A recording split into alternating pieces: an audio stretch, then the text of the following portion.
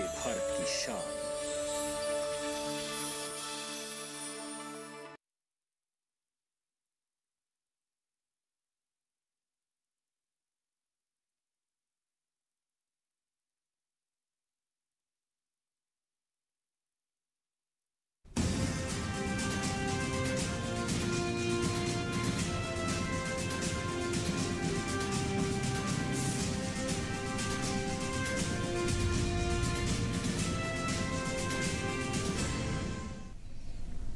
नमस्कार, किसान समाचार में आपका स्वागत है। मैं हूं साइमा खान। सबसे पहले नजर हेडलाइंस पर। झारखंड दौरे के दूसरे दिन राष्ट्रपति द्रौपदी मुर्मू ने खूंटी के बिरसा मुंडा कॉलेज में आयोजित महिला स्वयं सहायता सम्मेलन में करीब 25,000 महिलाओं के साथ किया संवाद। स्वयं सहायता समूह के जरिए महिलाओं की हो रही तरक्की पर जताई खुशी। राष्ट्रपति ने महिला स्वयं सहायता समूह द्वारा बनाए गए उत्पादों के डेमो बूथ और स्टॉल का भी किया दौरा। समूह की महिलाओं से उनके उत्पादों के बारे में ली जानकारी। प्रधानमंत्री फसल बीमा योजना का लाभ लेने के लिए किसानों की लगातार बढ़ रही है संख्या। 2022-23 में करीब 17% बढ़ा है नामांकन। योजना से किसानों को मिल रहा है लाभ। करीब 37 करोड़ किसान अभी तक ले चुके हैं लाभ। पर्यावरण और विकास एक साथ की संकल्पना को बढ़ावा देने के लिए केंद्र सरकार प्रतिबद्ध। गंगा नदी को प्रदूषण मुक्त बनाने के लिए नमामि गंगे और स्वच्छ भारत अभियान ने भारत को वैश्विक मंच पर स्थापित करने का किया है काम। 2030 तक हरित ईंधन का वैश्विक नेता बनने की राह पर भारत। मध्य प्रदेश के कृषि मंत्री कमल पटेल ने बुधवार को इंदौर की कृषि महाविद्यालय में मालवा किसान मेला 2023 का किया शुभारंभ। किसानों को कृषि रत्न सम्मान से किया सम्मानित। कहा कि सरकार किसानों के आर्थिक सशक्तिकरण के लिए कर रही है काम।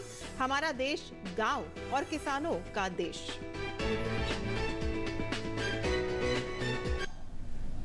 और अब समाचार विस्तार से। राष्ट्रपति द्रौपदी मुर्मू ने झारखंड दौरे का आज दूसरा दिन है। आज खूंटी में महिला सम्मेलन में स्वयं सहायता समूह की महिलाओं को संबोधित किया। राष्ट्रपति ने कहा कि मुझे इस बात की खुशी है कि आज तमाम महिलाओं के स्वयं सहायता समूह के जरिए महिलाओं के चेहरे पर खुशी है कि वो अपनी तरक्की खुद कर पा रही हैं। कार्यक्रम में जनजातीय कार्य मंत्री अर्जुन मुंडा, जनजातीय कार्य राज्य मंत्री रेणुका सिंह सरूता, झारखंड के माननीय राज्यपाल सीपी राधाकृष्णन और झारखंड के माननीय मुख्यमंत्री हेमंत सोरेन ने भी भाग लिया।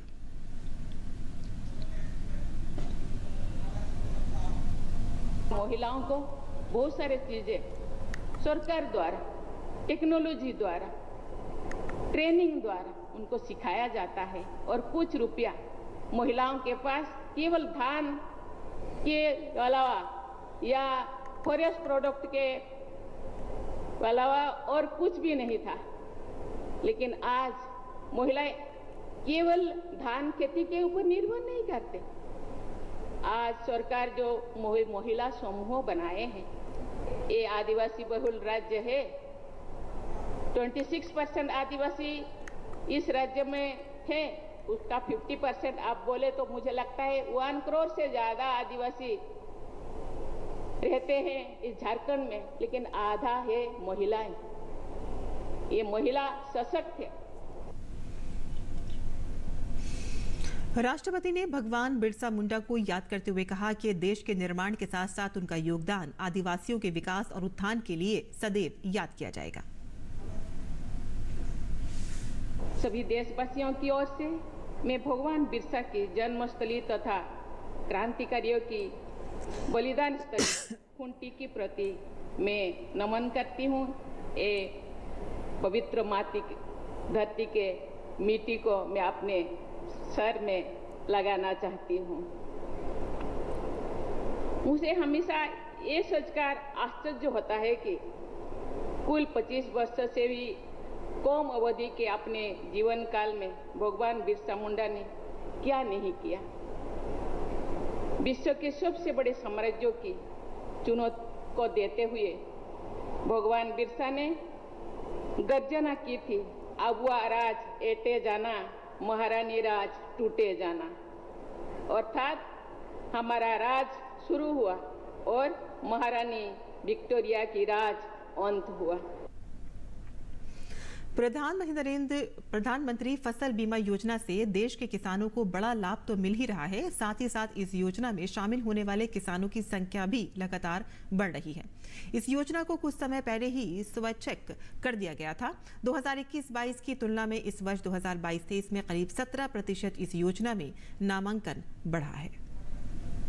प्रधानमंत्री फसल बीमा योजना का लाभ लेने के लिए देश में किसानों की संख्या लगातार बढ़ रही है। खासतौर पर छोटे और ऐसे किसान जिनकी जोत कम होती है, उन किसानों को इस योजना का सबसे ज्यादा लाभ होता है।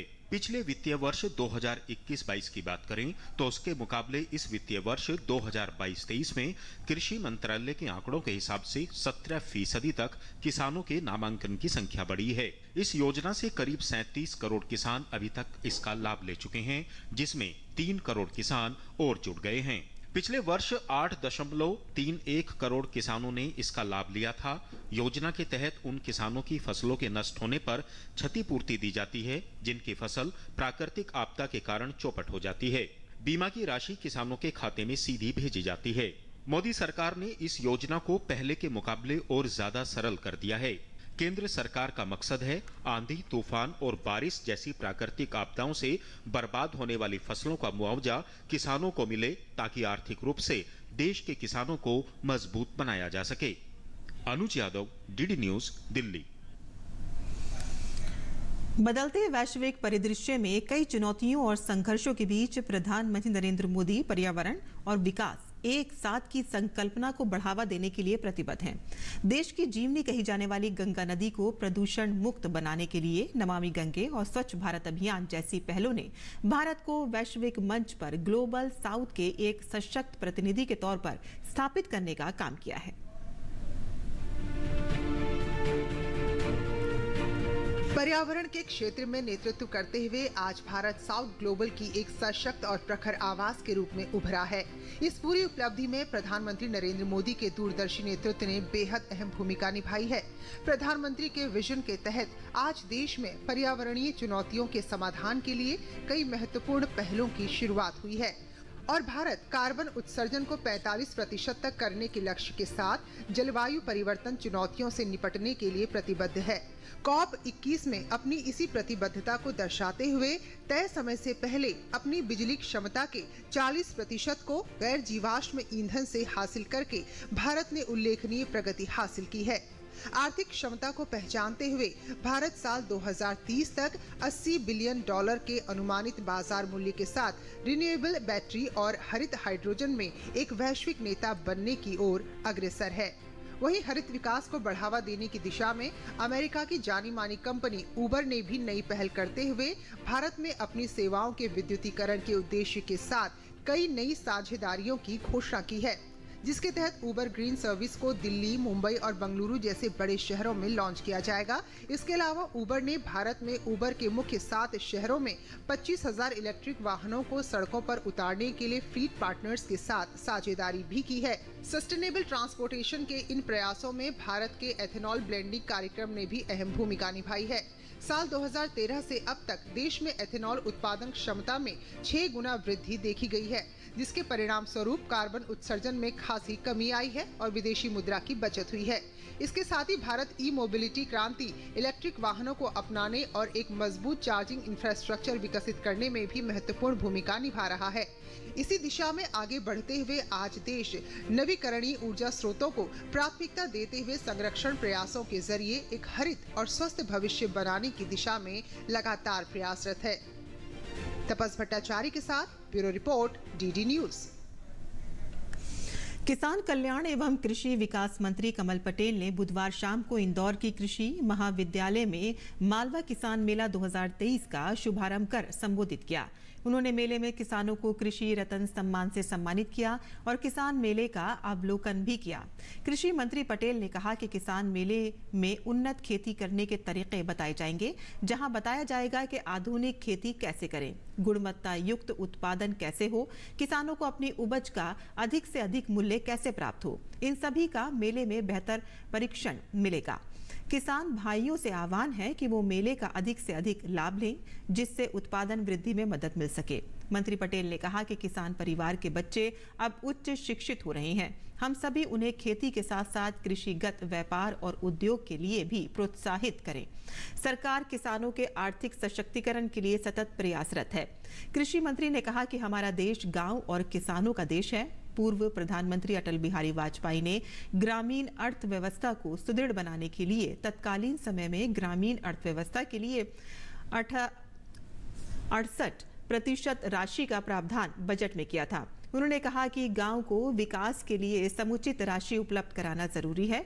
उनके समय में शुरू हुई प्रधानमंत्री ग्रामीण सड़क योजना गांव के विकास के लिए क्रांतिकारी साबित हुई है।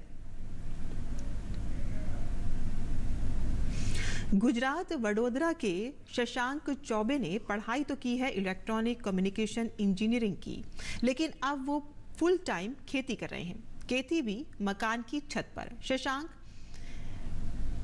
एक्वापॉनिक्स तकनीक से मकान की छत पर हर्ब्स और सब्जियां उगा रहे हैं। एक्वापॉनिक्स किसानी में मछली के उपयोग से ये खेती की जाती है, जो बिना जमीन और पौधे के बीज को मिट्टी में बोए हुए होती है, जिसमें हाइड्रोपोनिक्स और एक्वाकल्चर को मिक्स करके मछली के बायो वेस्ट से ये खेती की जाती है, जिसमें परंपरागत खेती से लगभग 80% पानी की बचत होती है। इसमें मछली जो वेस्ट उत्पन्न करती है उसका खाद में रूपांतर होता है, जो पौधे सोख लेते हैं और पानी वापस शुद्ध हो जाता है। ये पूरा एक साइकिल बनता है जिसकी लागत भी काफ़ी कम आती है और इस तरीके से उगाई जाने वाली जो सब्जी होती है वो 100% जैविक होती है। शशांक इस इको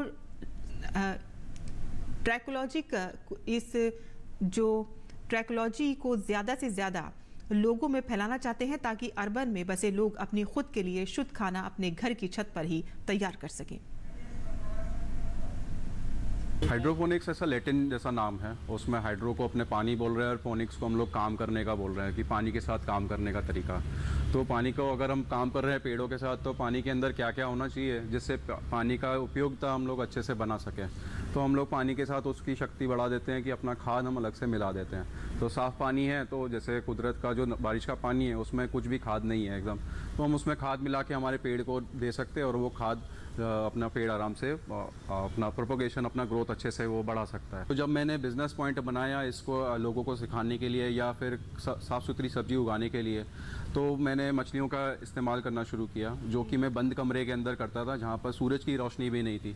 तो आर्टिफिशियल लाइट का भी इस्तेमाल का मुझे अंतर पता लगा कि सूरज की रोशनी हमें क्या देती है और हम जब उसको आर्टिफिशियली करते हैं तो हमें क्या क्या चीज़ एक्स्ट्रा देनी पड़ती है, जो वो नेचुरल जो चीज़ है वो फुलफिल हो सके। तो पेड़ को जो चाहिए वो तो एक नेचुरल ग्रोथ चाहिए उसको, जिससे उसका साफ़ सुथरा होता है। तो मछली का जो हम पालन करते हैं साथ में हाइड्रोपोनिक्स कर रहे हैं, तो हम इसको एक्वापोनिक्स बोलते हैं, जिसमें मछली जो पानी गंदा करती जा रही है, एमोनिया बनाई जा रही है, उसको साफ़ करने के लिए हमारे पेड़ का योगदान हम उठाते हैं, फ़ायदा उठाते हैं और वो साफ़ करने के बाद साफ़ पानी वापस हम मछली को दे देते हैं। तो मछली का जो पॉन्ड में जो एमोनिया बढ़ते जा रहा है वो धीरे धीरे कम होता चले जाएगा और इधर पेड़ को जो खाद चाहिए लगातार वो हम खाद भी उसको सप्लाई कर सकते हैं।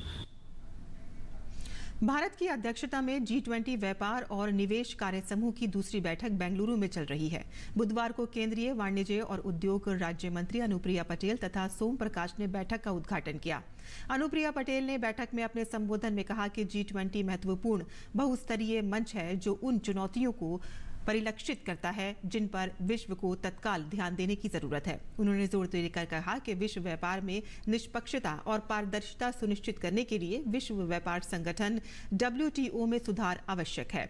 बैठक के बाद दोनों केंद्रीय मंत्री कॉफी बोट, चाय बोट और एपिडा के एक्सपीरियंस जोन गए, जहां कर्नाटक की GI टैग वाली कॉफी, दक्षिण भारत की चाय और मोटे अनाज का प्रदर्शन किया गया है।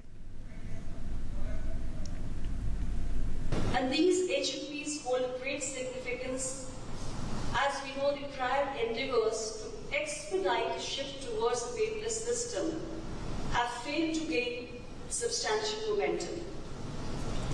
The action plan to create better information portal for the MSMEs would help to boost the MSMEs' access to information by drawing information from the existing portals using generative artificial intelligence.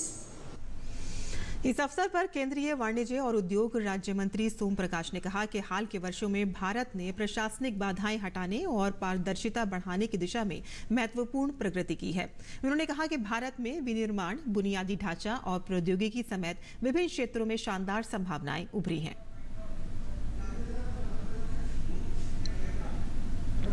और किसान समाचार में अब बात करते हैं मंडी भाव की और देखते हैं कि क्या रहा देश भर की मंडियों का भाव।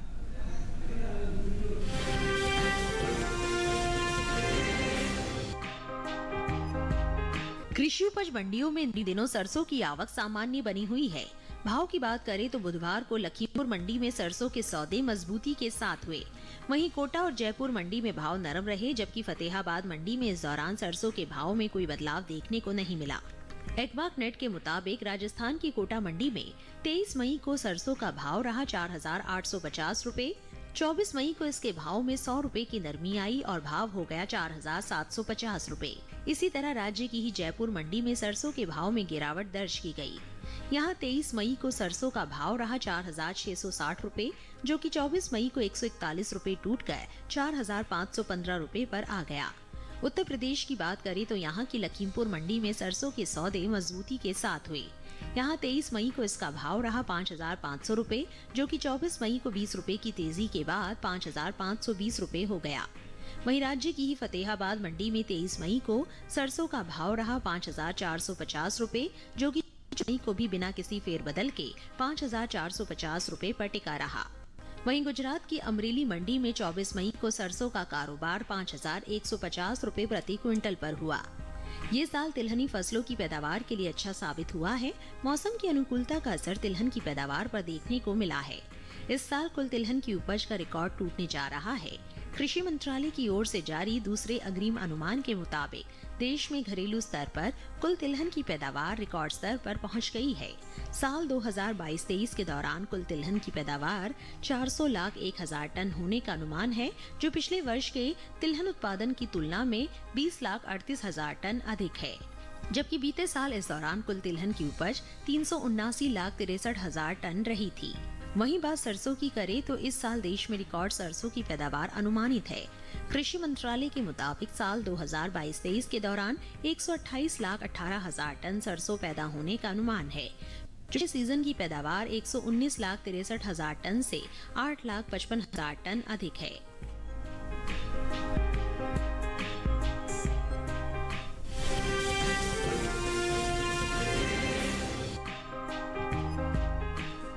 कृषि उपज मंडियों में इन दिनों मूंग की आवक सामान्य बनी हुई है। भाव की बात करें तो खातेगांव और सुल्तानपुर मंडी में मूंग के सौदे मजबूती के साथ हुए। वहीं अमरेली और कोटा मंडी में भाव नरम रहे। एडवाक नेट के मुताबिक गुजरात की अमरेली मंडी में 23 मई को मूंग का भाव रहा 7,950 रुपए। 24 मई को इसके भाव में 220 रुपए की गिरावट आई और भाव हो गया 7,730 रुपए।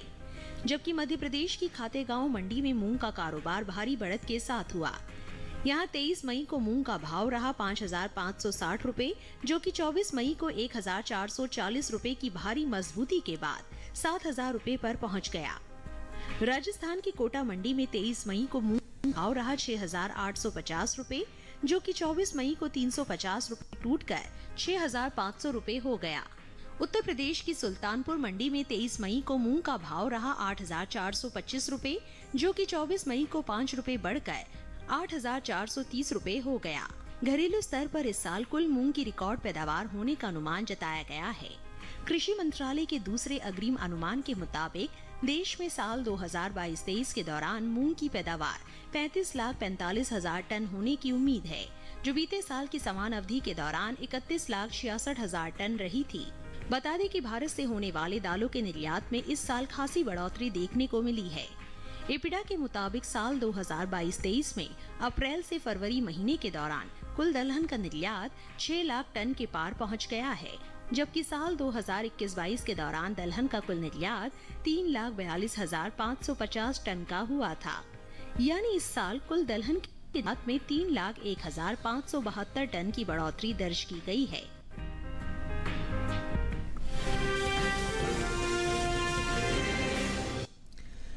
और मंडी भाव के बाद अब बात करते हैं मौसमी खेती की। किसान इस मौसम में कैसे रखें अपनी खेती का ख्याल, आइए देखते हैं।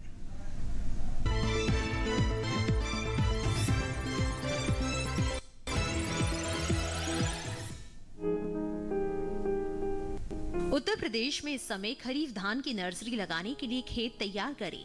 इसके साथ ही यहाँ मक्के की बुआई की तैयारी भी करें। उत्तर प्रदेश में ही मूंग और उड़द के खेतों से खरपतवार साफ करें। इसके अलावा हर 12 से 15 दिनों के अंतराल पर सिंचाई करें। यही जो किसान जायद मूंग की बुआई करना चाहते हैं, वे 20 से 25 किलोग्राम प्रति हेक्टेयर की दर से बुआई कर ले। उत्तर प्रदेश में ये समय हल्दी और अदरक की रुपाई के लिए भी उपयुक्त है। यहाँ किसान हल्दी में कस्तूरी, पसपू, अमलापुरम, मधुकर, सुगना और राजेंद्र जैसी किस्मों का चुनाव करें, जबकि अदरक में किसान सुप्रभा, सुरुचि, सुरभि और हिमगिरी जैसी किस्में चुन सकते हैं। उत्तर प्रदेश में ही इस समय आम के फलों को गिरने से बचाने के लिए विशेषज्ञों की सलाह से जरूरी दवाओं का छिड़काव करें। इसके साथ ही बागों में नमी को ध्यान में रखते हुए सिंचाई करें। यही किसान जल्द से जल्द लौकी, कद्दू, टमाटर, बैंगन, मिर्च, खीरा, तरबूज, खरबूजा की बुआई कर ले। उत्तर प्रदेश में ही इस समय लोबिया, भिंडी और मूली की सीधी बुआई करें। इसके साथ ही यहाँ मौसम को ध्यान में रखते हुए इस सप्ताह अरहर की बुआई के लिए खेत तैयार कर ले। वहीं दिल्ली और उसके आसपास के किसान इस समय सब्जियों, बागों और चारा फसलों में जरूरत के अनुसार सिंचाई करें। इसके साथ ही यहाँ इस सप्ताह ढैंचा और सनई जैसी चारा फसलों की बुआई कर सकते हैं। यही इस समय चारा फसल के रूप में ज्वार, बाजरा और मक्के की बुआई भी की जा सकती है। दिल्ली एनसीआर के किसान अरहर और कपास की बुआई के लिए खेत तैयार करें। इसके अलावा यहाँ रबी फसलों की कटाई के बाद किसान खेतों की मिट्टी की जांच करवाएं।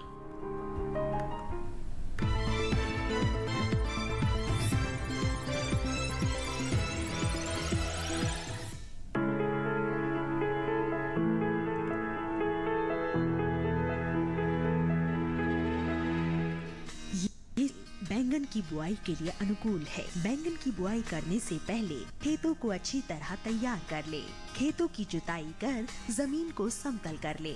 बुआई करते समय पौध से पौध की दूरी 60 सेंटीमीटर और पंक्ति से पंक्ति की दूरी 60 से 75 सेंटीमीटर रखें। किसान बैंगन की कई किस्मों की बुआई इस समय कर सकते हैं, जैसे पूसा श्यामला। बैंगन की ये किस्म लंबे आकार की होती है। इस किस्म की बुआई पंजाब, उत्तर प्रदेश, बिहार और झारखंड में कर सकते हैं। इस किस्म की 1 हेक्टेयर में 390 क्विंटल पैदावार ले सकते हैं। इसकी शाखाएं सीधी होती है और पौधा कांटा रहित होता है। पूसा पर्पल क्लस्टर की बुआई भी की जा सकती है। ये किस्म उत्तरी भारत के मैदानी और पर्वतीय इलाकों के लिए अच्छी होती है। 1 हेक्टेयर में 200 क्विंटल पैदावार ली जा सकती है। इसकी लंबाई 10 से 12 सेंटीमीटर होती है। इसका रंग गहरा बैंगनी होता है। इसके अलावा पूसा अंकुर की बुआई की जा सकती है। इस किस्म का आकार गोल होता है। पूसा अंकुर राजस्थान, गुजरात, हरियाणा, दिल्ली, मध्य प्रदेश और महाराष्ट्र में लगाने के लिए काफी अच्छी है। 1 हेक्टेयर में 350 क्विंटल फसल ली जा सकती है। पूसा उत्तम भी लगा सकते हैं। इसका आकार भी गोल होता है। बैंगन की इस किस्म की बुआई पंजाब, उत्तर प्रदेश, बिहार और दिल्ली में की जा सकती है। बुआई के तुरंत बाद पहली सिंचाई करें। ध्यान रखें कि दवा का छिड़काव विशेषज्ञों की सलाह से मौसम साफ रहने पर ही करें।